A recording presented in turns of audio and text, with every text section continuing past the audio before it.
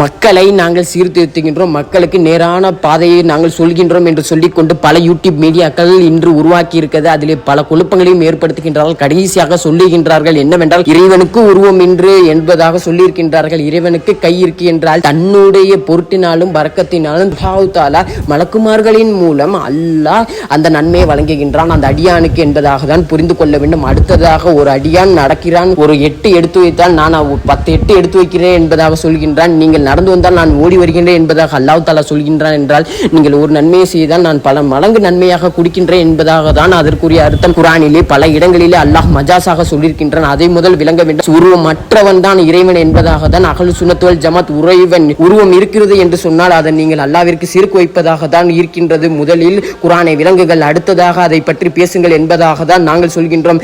இப்படி மக்களுக்கு குழப்பம் ஏற்படுத்தாதீர்கள். முதலில் குர்ஆனை விளங்கிவிட்டு அடுத்ததாக மக்களுக்கு எடுத்து சொல்லுங்கள்.